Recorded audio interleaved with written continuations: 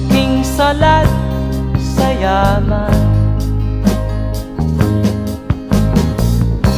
Maagang nawala si ama. Ang ina ko na may mahina